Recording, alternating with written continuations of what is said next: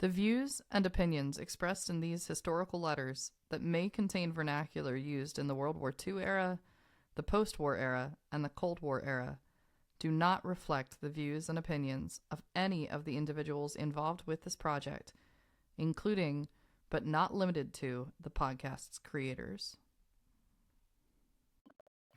Good morning, Jamie. Good morning, Allison. You look quite lovely this morning. Feeling really pink this morning. So, I love that jacket. I know. I got this jacket, by the way, everybody. I found this on Amazon, and I wanted something very pink to go see Wicked in, because when this episode airs, I will have just seen the film, so go see this movie. It's really good. It's really, really good. We're not sponsored, by the way. This video is not sponsored by Universal, Universal Studios here. This is just pure. Allison saw the original cast on Broadway years and years ago, and I went with my mom opening night, and this feels like a movie that was made 50, 60 years ago. She said the same thing. A lot of reviewers were saying the same thing. This is a spectacle, golden age kind of movie. And, you know, Sweetie was, 17 in 1939 when Wizard of Oz came out. We know that she watched Gone with the Wind a lot. Oh, yes. For sure, they saw The Wizard of Oz. This is going to sit comfortably on that shelf next to The Wizard of Oz, so go see this movie. It's, like, really good. And let us know in the comments if you went and saw it and how you felt about it. But I figured I'd wear the pink. You know what's really also really funny is the synchronicity of this, and I love this. I decided to change my Christmas theme this year, Jamie. Mm-hmm. I went from traditional Christmas to pink and green. It's going to be a wickedly good Christmas. It's going to be a wicked Christmas. I have to put like a picture up of the new tree. I'll have to put the picture up on the screen of what the tree looks like, because there haven't been too many ornaments available. But there's a lot of pink and green, obviously the tree itself. But, you know, you can make your tree look like Emerald City if you really want to. So I'll put a picture of that up. But isn't it amazing that the one season, here we are in the fall with the Sweetie's letters, that she's in Kansas and Wicked. I didn't even think of that. Right? Sweetie's in Kansas. What did I said back in episode 25? Move over, Dorothy. Sweetie's now here. Mm-hmm. And now Wicked comes out as a movie, which of course, the best thing, I don't know if people from Kansas really enjoy that all that much, but probably the best thing Kansas is known for is the Wizard of Oz, is Dorothy and Toto. So, yeah, really fun time. But I figured I'd wear the pink. I'd wear the pink today. And yes, an homage, a pink homage. Yeah. Jamie, you're in the green, so you're representing as well. And we always do that. How do we always do that? But this is not planned. The coordination. No. Oh, apparently I'm the wicked one. The West. You know. That's really funny though, because I am in Western Pennsylvania, and it's like I am. That puts me as the Wicked Witch of the East. I don't know if that's good either. Oh gosh, I don't think she has a good ending. I'm not sure, but I don't know. I think a house may have landed on her. She had great shoes. Spoiler alert from 85 years ago if you haven't seen The Wizard of Oz. Wizard of Oz. Yeah. All right. So, but we are in 1944. We are back in 1944 in October. We're getting to late October here. Mm-hmm. And today we have 4 letters. If you didn't listen to some of our previous episodes, go back and listen to episode 30, because there's been this huge dilemma with Jeanne trying to decide if she's going to get married and Sweetie trying to give advice. That one was really good. And then the previous episodes, we were talking about salt. Hutchinson is a big producer of salt. And, I'm going to pause this real quick, Jamie. I realize my light isn't on. The cat's in the background, if anybody sees that. That's little Franz, since now he's made his debut. Little Franz. We love Episode little Franz. 30. Yeah. But, and I got a new mic today. I know I'm very excited about this as well. So I'm hoping that maybe this will. So I figure this is episode 32 today. Mm-hmm. Right? Yeah. So I think I should get a little more serious about it. So I got myself a new mic. It's a wonderful mic. It's coming through nice and clear. Yes. I'd love if people could let me know if it sounds better. Yeah. Feedback in the comments section, everybody. Speaking of the comment section, before we get into the letters, and I'm still going to try to figure out that way to make it appear on the screen, but if you could please like, share, and subscribe on YouTube. If you're listening, I'm just going to point at the screen. Maybe I'll figure out how to put that button on the screen. If not, then I'm just pointing at nothing, and that's fine too. But yeah, please like, share, and subscribe to the Love Sweetie podcast on YouTube. If you're following on Apple Podcasts and Spotify, please leave us a review. if you have the time to do so, or just even like the little star thing, that's super helpful.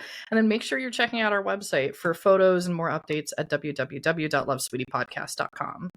But enough with all of that, I think. Mm-hmm. We've made you all sit through all of this, and now the reason why you're here. Mm-hmm. Yep. Let's return to Kansas in 1944. Hutchinson, Kansas, October 25th, 1944. Dear Jeanne, we were much pleased with this last letter of yours. Yes, very much pleased.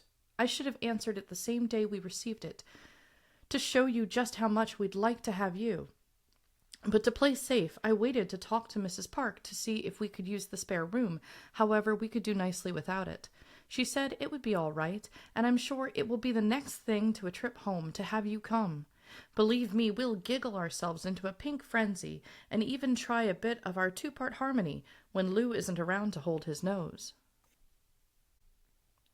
We can buy chamberlains and nearly everything we need here. I cannot think of anything you need bring along, except your pillow, and I know I need not mention that, so I won't. She makes me laugh. She's like, I'm not going to mention it. It's okay. I won't, but she does anyway. Yep. So it would seem that Jeanne is coming to Kansas. Oh, yeah. She's so excited because it's just her not working and Lou having unusual hours and her not knowing anybody, really, for months at this point. Just her and the letters, or the lack of letters, if you go back to some of the previous episodes. Yeah, she wants to see her sister Jeanne. And this was not intentional, but a pink frenzy. I'm just saying. I feel like it's all coming together, Alicat. The synchronicity, yeah. Like, yeah. That's wonderful. So Jeanne is coming, and she's incredibly excited. I'm sure Lou is also incredibly excited. Oh, yeah. But, yeah, so, and we all know, like, what the trip is out to Kansas. Yeah, from Des Moines. So, yeah. Be sure to write and tell us the time you'll arrive. I hope the trip won't be too tiresome, but I guess you'll get a far better train out of Des Moines than I got from Ottumwa. I don't know if you'll have a stopover in Kansas City or not. I was alone and kinda scared, and my memories of that station give me a picture of a huge place just overrun with people. I guess we could just pause here real quick before we get too much further into the letter. Episode 25, if you missed it, is the one that she tells the story of traveling from Ottumwa, Iowa to Hutchinson, Kansas, and going through Kansas City. And we also have some images of the train station there, Union Station in Kansas City, which is still standing. You can go there today. So if anybody missed that, not one to miss. I believe the title of the episode is Your 2-Bit Puddle Jumper Got a Flat Tire. So if you're looking for it, that's the one that goes through this.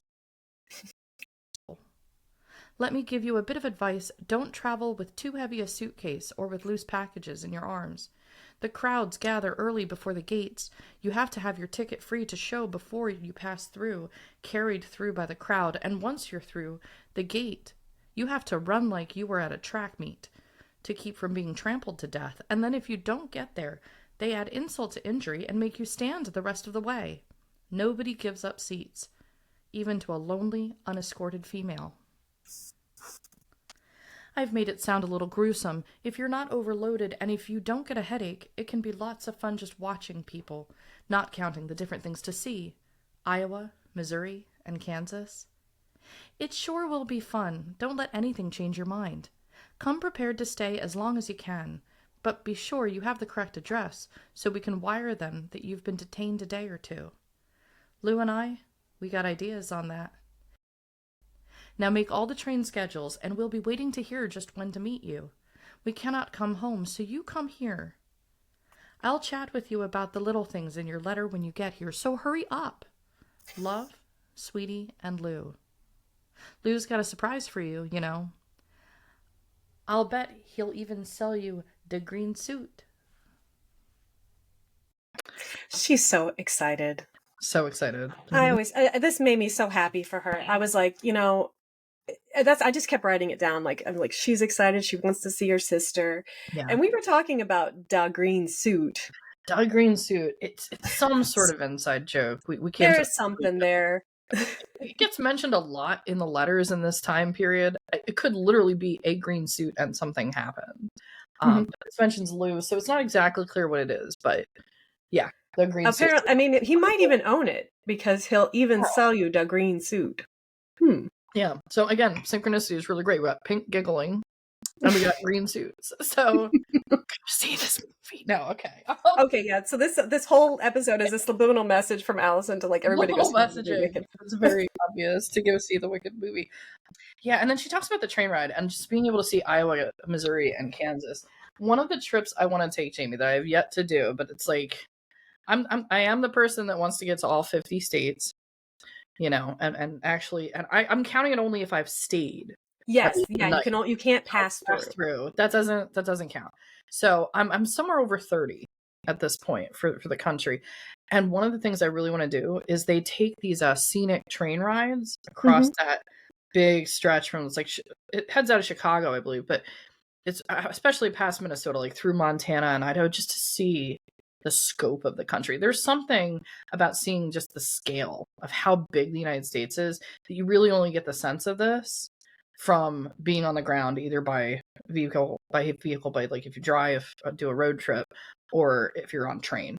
You kind of get that sense in the air, but it's passing quickly. Going and experiencing the country by actually being on the ground is really important. When you're driving through now, you're from Ohio, Jamie, so I'm sure that you understand when you're like going through like 3-hour stretches of plain, a field, right? Pennsylvania is a little different because we have the Appalachians in the middle and we get these mountain ranges. But I remember when I was driving to Iowa with my father and we went out from Pennsylvania to Des Moines, there were a couple things that really struck me. One was Iowa was much more hilly than I expected it to be. I expected it to be very flat. And it was much more up and down and like up and down through like little valleys and things. Not so much like a mountainous valley, of course, because there's no mountains there. But definitely more hilly than I expected.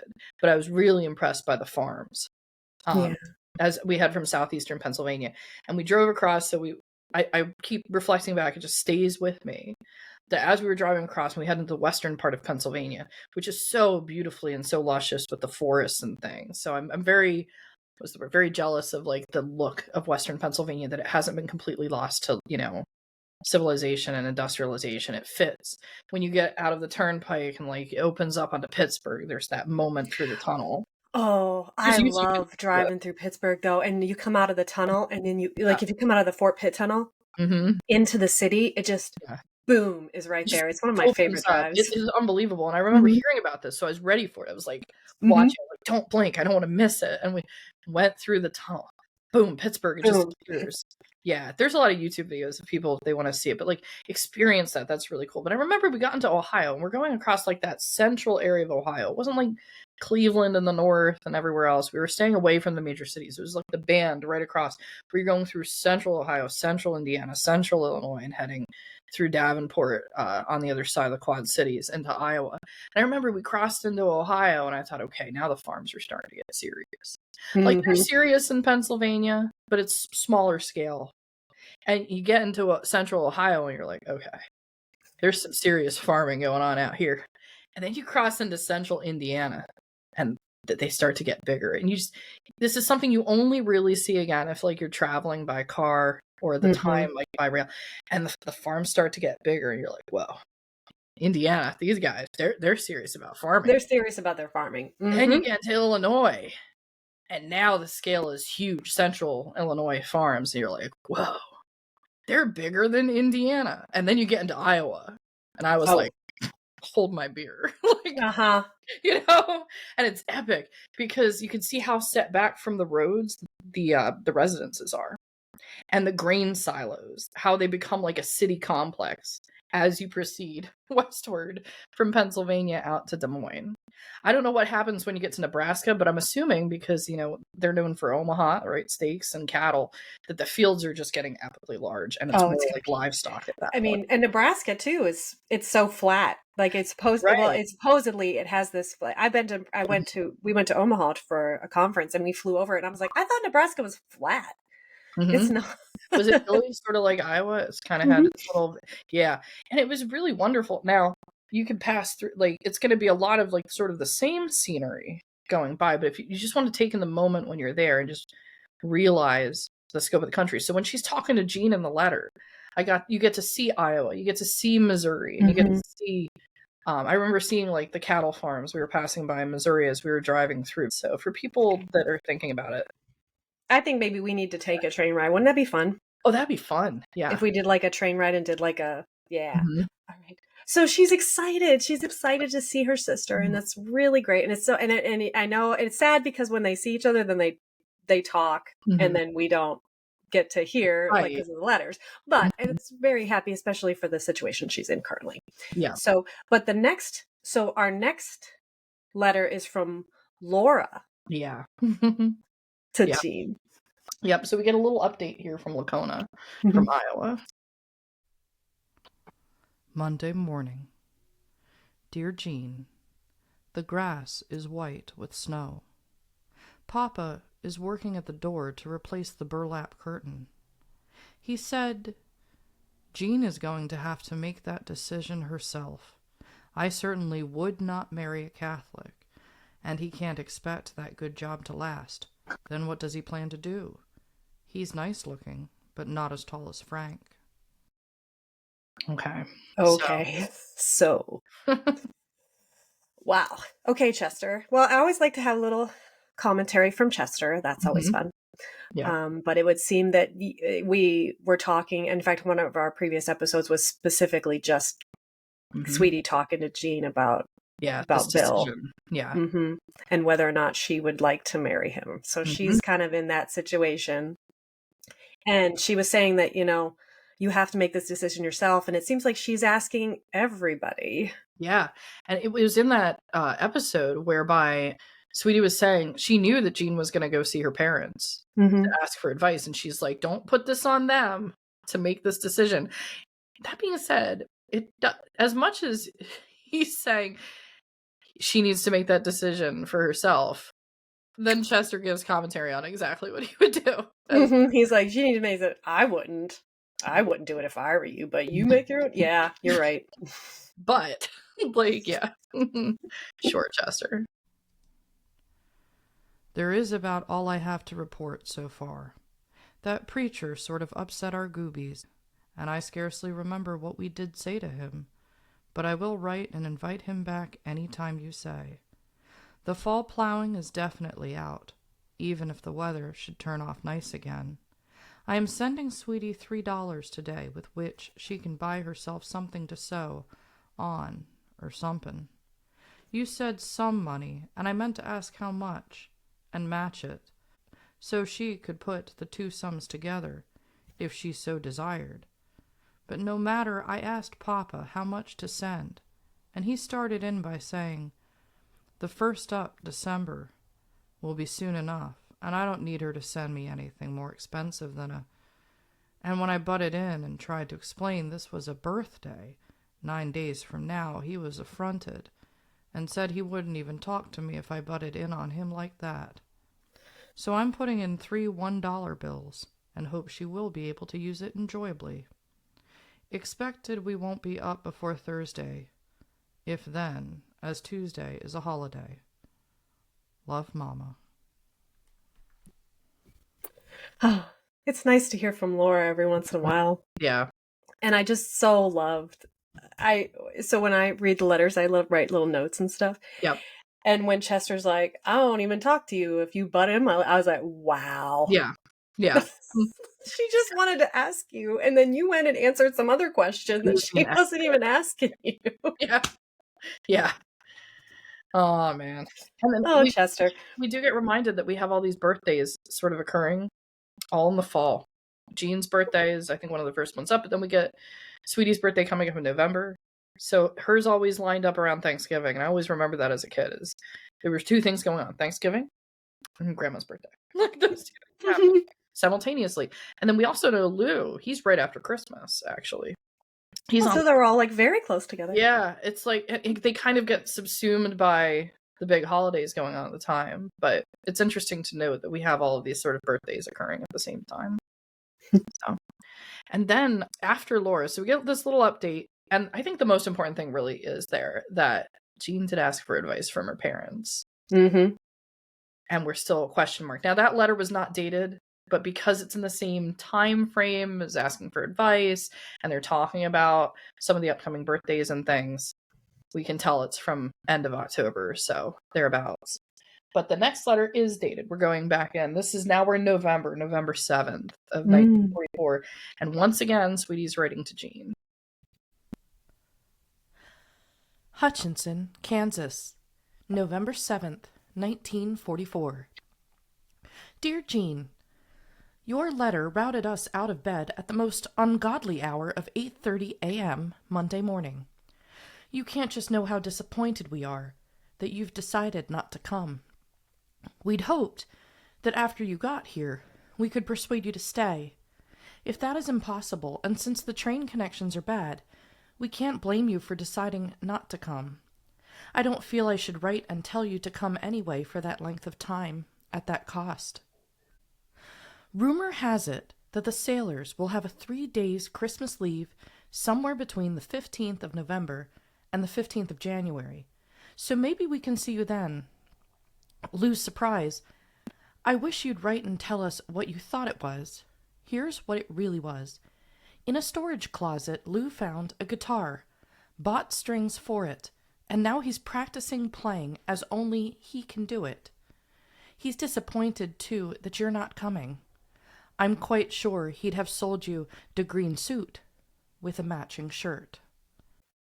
Mm-hmm. So Jeanne is unable to come after all the excitement of our first letter. She was hoping, yeah. She was hoping. But this is a very interesting thing that she said was a surprise, is a guitar. Yeah. And I recently was able to visit Doylestown. Yep. And speak with and visit Allison's parents. Great time. And her father brought out a guitar. Mm-hmm. That he was like, this was my dad's. Mm-hmm. And when I read this letter, I'm like, oh my goodness, could that possibly be the same guitar? Yeah, we're going to check on which guitar that was. We know it was his father's. It's very possible it's the one that Lou fixed in this letter. So we're going to work to confirm the age of that guitar and see if that's the one that he did.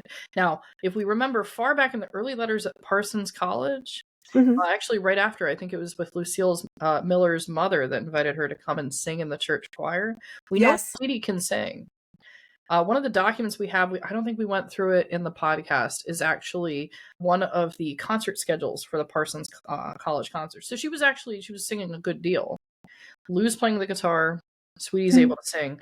And we also have, and I'll have to bring it out at a future point. She hasn't made mention of it yet in the letter, so I haven't. But she played the clarinet as well. We have Sweetie's clarinet. It's up on like one of the top shelves. No big story there. I think she's probably only playing like through high school, but she did sing. So we do get this image, and apparently there are some stories that they would go around and it would be like the duo. So he would play. I think he could sing from what I remember hearing, and she would sing as well. So we've got like this little, little moment. So I'm guessing they're probably singing in the apartment in Kansas to pass the time, and some of the greatest American music of like the 40s that they would have been strumming along to and singing along with. So if you know your classic jazz and big band and the big numbers of the time, there's a lot of stuff that, it's the stuff they heard on the radio, no doubt. But yeah, we're gonna check out that guitar and see if it's the one from this moment. We had a letter from Lou's mom saying his pop was quite sick. We called and talked to them for a few moments, and it evidently did them quite a bit of good, for this AM we had a telegram saying he was much better. Lou is so relieved he's celebrating by writing a letter to them. The first in ages. Well, you'll go to cast your first vote today. What a thrill. Mine was an absentee ballot. Yards and yards of red tape. The only thing they didn't ask was my blood type. We plan to listen to the returns tonight. I'll be glad when it is all over and the Republicans can cool down. Actually, I do want to pause here on one thing. She's talking about Jeanne casting her first vote, and I think we brought this up in a previous episode a while ago. Jeanne at this time, Jeanne was born in 1920, and it's 1944. So now Jeanne's 24 and casting her first vote, and this is the presidential election of 1944. We can see the date, November. This is the Roosevelt-Dewey election that we've talked about before. But Jeanne's 24, and we know how insistent Chester is on people voting. So we would think, well, why didn't Jeanne vote then in the 1940 election? 1940? Right. And the reason why is the voting age was 21 at the time. I think we had talked about that they couldn't, and it got lowered, I think, in the 70s to 18. So I'm just going to check this. Alison's just going to check on that real quick. Yeah, because she's going to verify. Yeah, the 26th Amendment to the United States Constitution was ratified July 1st, 1971, and that is lowering the voting age from 21 to 18. So she wasn't delinquent. Chester wouldn't have let her miss an election if she could have voted. But we have to set ourselves back in the 40s and remind ourselves this is the first presidential election she can vote in, because at that time she's now over the age of 21 and can participate. So a little interesting note for that. Today is Lou's day off, so we're going to go uptown, look around a bit, and go see the Canterville ghost. Come home and have some chili, then listen to election returns. We'd planned to delay your birthday until you came here. You know how you always get everything at once, and then your birthday is over and done. We thought we could spread it out for you, but now it will have to be delayed until we can get it mailed off to you. But in the meantime, we both wish you a happy birthday and ask your patience for a day or two. I can see that it is too expensive to come down for such a short time, so I agree it is best to wait. To have you come for such a short trip would only be a teaser anyway. So, though we're disappointed, we agree it's foolish. We had a very, very short note from Mom, written just as they were leaving to take Uncle Cyril to the train. It merely sent me a paper to sign releasing Uncle Cyril as my guardian. I've signed it, and now I've got to send it off. I'd have written yesterday if I hadn't been afraid it would sound too heartbroken and coaxy. Well, maybe soon we'll try again. Best love and a happiest birthday. Lou and Sweetie. So it's really fun here because she even makes mention of the note that we just read from her mother. Yeah. So you can tell, so that is clearly, that's in the, Allison's a great detective when it comes to these letters. I think that there has to be some appreciation given here because it's been quite a job. So, I mean, definitely thank you, Allison, for putting all this effort in. Well, I appreciate that, and I have to give credit to my excellent professors I had that taught like we call it.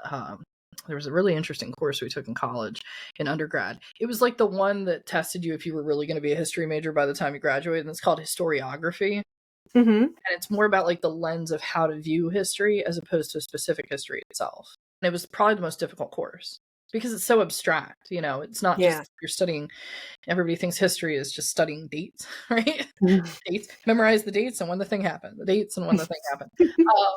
This is like showing the lens by which you judge, and it's sort of like the thing you have to get past. It's like playing a video game. You have to get past this level to get to like studying the big stuff you want to look at. Otherwise it's like, you're not going to make it through.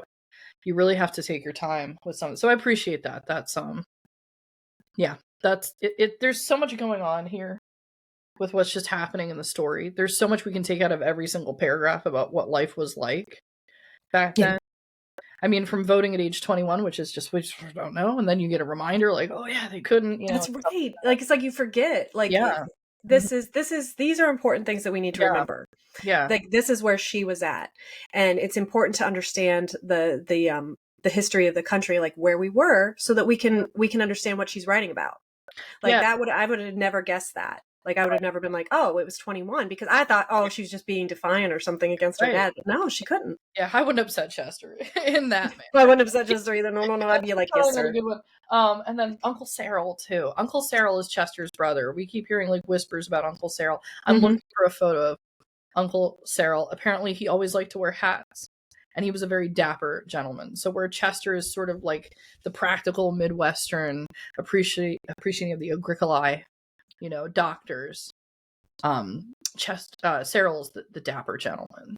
Yes, he seems, and it seems very strange here because it said that a paper to sign releasing Uncle Cyril as her guardian. Yeah, so I'm not sure what that's about. Yeah, I'm not too sure about why Cyril's listed as like a guardian in this sense.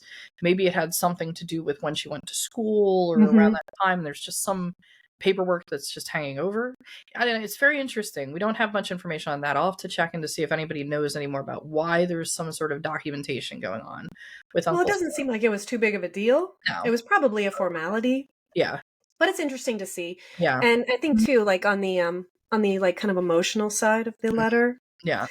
she understands, and her and Lewis are both very upset that Jeanne can't come. But Yeah. she took the time to like work through the fact that she was upset and say, yes, this was a very silly thing. We can't, the cost would be too much, the Yeah. travel would be too much. And so she's like, it would be foolish. We're sad, but we do understand. Right. And Yeah. that's another thing I've talked about this before. When you have these, you're writing letters, it gives you time to reflect on those emotions. It gives you time to work through that kind of stuff. Yep. And so like that alone, Mm-hmm. like think about how we've lost that. Yeah. Yeah. There's something about also the timing of having to handwrite a letter. Yes. Right. Because we're almost too fast.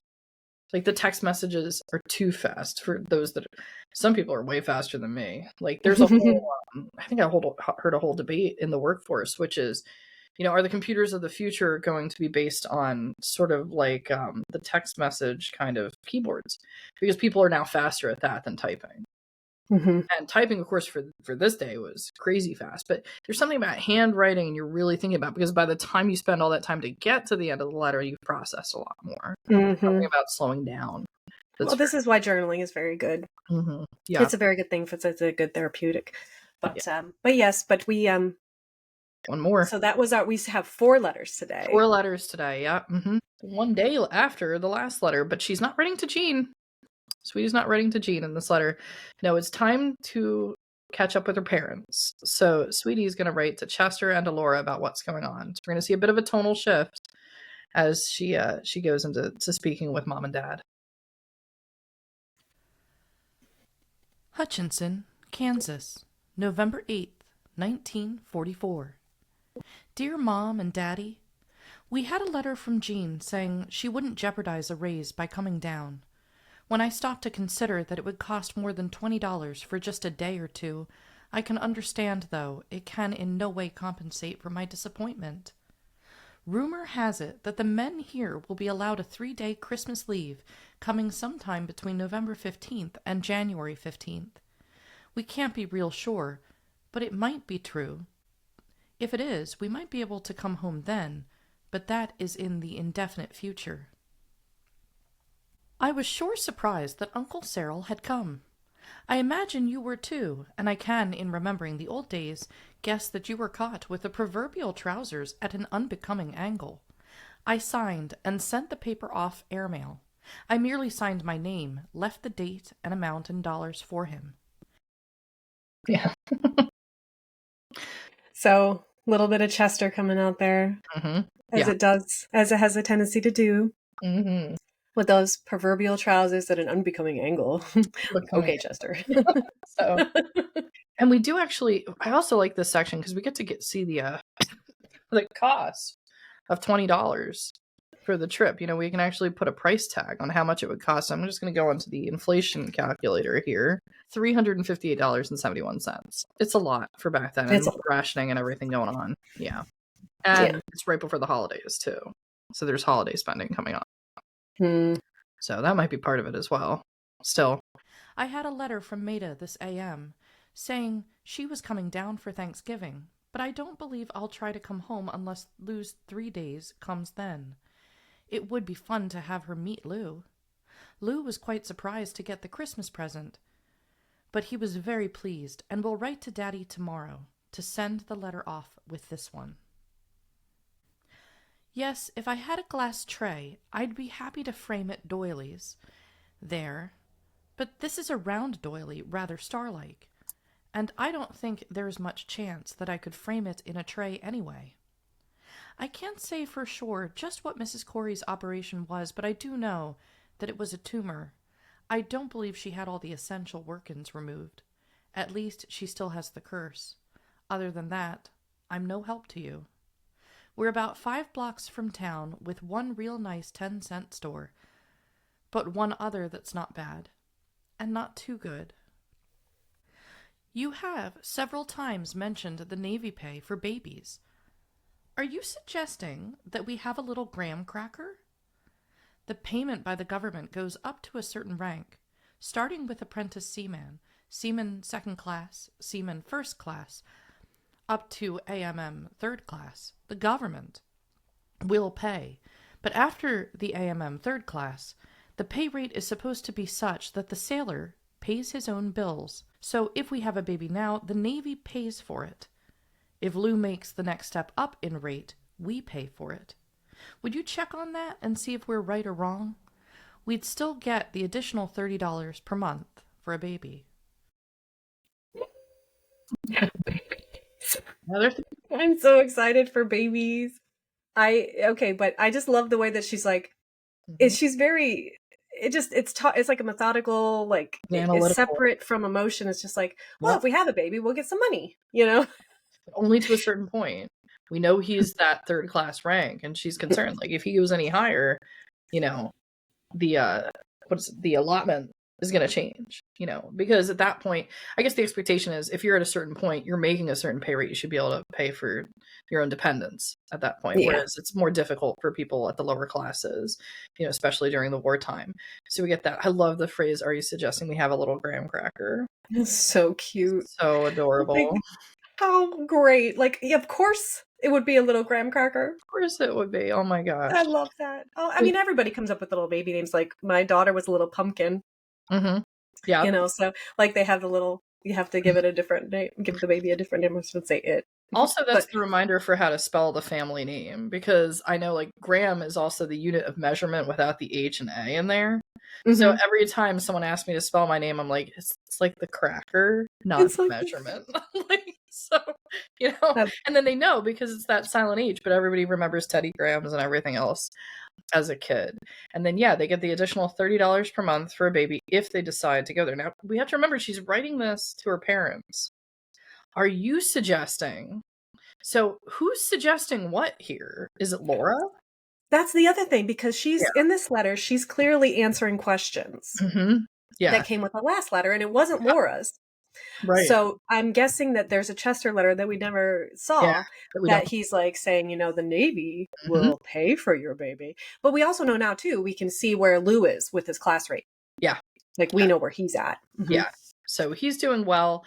They're pretty settled. And they probably would be asking this if Lou had gone overseas, if they'd been in Kansas initially as long as they'd expected to be in Kansas. But it's now November. They got there in July. They've been there for months. He seems pretty settled at the base again at another air station. 21 months at Ottumwa, and now it's like 4 months in Hutchinson. Well, if it doesn't seem like he's going to be deployed, then maybe they're going to proceed with the family. But we'll see how that goes. I was sure surprised to know Betty Sykes had a divorce. Do you know the whip and wherefores? We had a wire from Lou's mother saying his dad was much better. He gave them quite a scare for a while. I've got to write to them, so I'll stop now. Love, Sweetie, and Lou. Yeah. That was lovely. Yeah. I love that. And we get that first little hint, that little teaser. She was talking about what the teaser from Jeanne not being able to travel. Now we get a little teaser of this. So we shall see where that's going to lead. Wink, wink, nod, nod. But we also, you know, this is all the letters for this episode today. We did get a hint of one other thing, right? We've got in that letter, Lou was quite surprised to get the Christmas present. Still November. So this is an early present. But he was very pleased and will write to Daddy tomorrow to send the letter off with this one. So if people are wondering, wait a minute, did Lou write? Yes, he did. Do we have that letter? Yes, we do. See you next week. Bye, everyone. Hey, everybody. We've got a little special clip here. So after we recorded the last episode and we talked about Lou buying a guitar, I was talking with my dad because he has a couple of guitars. And I said, is it possible that the guitar we were looking at was the guitar that Lou bought in Kansas. And he said, yes, that's the guitar that Lou got in Kansas. It's actually dated 1943, but I was talking to Jamie about it, and we thought the best way for the audience just to see this guitar would be to see my dad actually holding the guitar, playing it a little bit, and telling a little bit about its history. So we're going to react to this recording we made so that you can actually see the guitar and hear it. So without further ado, here we go. Hey everyone, this is Allison with the Love Sweetie podcast. I'm here with my dad, and he's holding a very special musical instrument. Dad, why don't you tell the audience here about this guitar? Well, this guitar was made by Harmony Company in Chicago. My father bought it in 1944, and as near as I can tell, brand new, it cost $13. He must have been a quick learner because he played it pretty well. It's specifically a jazz guitar because it's loud, but he played cowboy music and hillbilly music. The Martins and the Coys, they were restless mountain boys. At the art of killing, they were quite adept. And My Little Shanty in the West, songs like that, and they were really good. I'm going to pause my dad here for a moment before he continues on. I've never heard of these songs, so they're certainly going back a while. But I know some people are probably wondering in the background here, a little bit of the artwork. If you look to the small framed photo on the top left, that's actually Lou in his sailor hat. And my mother, Sweetie, used to sing harmony. She had a scholarship at Parsons for choir, and she was an excellent singer, and the two of them would sing these cowboy and hillbilly songs, and they were really pretty good. So what I like about the podcast and some of what has happened is we find, and Allison will find, and her father will constantly bring up things that we just didn't even know. Mm-hmm. And so and reference things like Sweetie had a scholarship to Parsons for her voice. Mm-hmm. Like that was, I knew she went to Parsons, but I didn't know that she was such a good singer. Right. Yeah, we had a hint of it because if we remember, she visits Lucille's family. Lucille takes her home and sings in the choir at the church. They want her to sing. So we hear that she's singing, and then she gets upset because her dress isn't up to par with Lucille's mother, and she's offended. It's that whole... That's one of our earlier episodes. Definitely go back and give that a listen. Yeah, it was probably around episode 4 or 5, somewhere in that range. And we actually do have, there's a document showing the concert repertoire of the Parsons College choir. There's no context for it from a letter, but we do have one of the programs. It was a pretty intense program for people that sang. But yeah, with her singing, and she played the clarinet, though I've never seen a recording, but we do have the clarinet. And she doesn't talk about it. At least I've yet to see a reference to it. But the guitar, yeah, that they clearly enjoyed music. Mm-hmm. So can you just pluck a few notes on the strings there so people can hear? It's in pretty good shape, this guitar. It holds its tune. Oh yeah. And with these F frets and the arch top, it if you know how to play it, you can certainly hear it. It could be a fairly loud acoustic guitar. What's so interesting is we were just going through the letters in 1944 in Hutchinson, Kansas, when Lou buys a guitar, and we do believe this is the guitar, right? Because, as we said, this one is a guitar that was manufactured in the spring of 1943. Correct. Okay, stop there. I want to go back to that letter. Yes. Because it says, it's November 7th. Okay. And this is what Sweetie wrote. Mm-hmm. Lou's surprise. I wish you'd write and tell us what you thought it was. Here's what it really was. In a storage closet, Lou found a guitar. Mm-hmm. Bought strings for it, and now he's practicing playing only as he can do. This Lou is saying that Lou bought the guitar. So I'm wondering if perhaps he didn't find the guitar that was $13, because I'm sure that Sweetie probably did not. He's like, oh no, I just found it and got the strings, huh? No, it's like, yeah. So I'm wondering what went down there, but it doesn't matter now. But I think probably he told Sweetie he just found it. Yeah. I just found this brand new guitar, hon, babe. Yeah, it's great. It was great. Yeah. I bought some strings for it attached to the guitar. So, yeah. There's a mark inside that verifies it was built in 1943. Yeah. So it's an amazing treasure to still have this guitar. It's traveled around quite a bit, especially if it was originally purchased in Kansas. But thank you, Dad, for sharing that with the audience here. Yeah, and I managed to get my camera in that guitar. It's not the easiest thing because there's not a lot of space. Yeah. But I did manage to get a picture of that mark with the date on it so people can see what that looks like.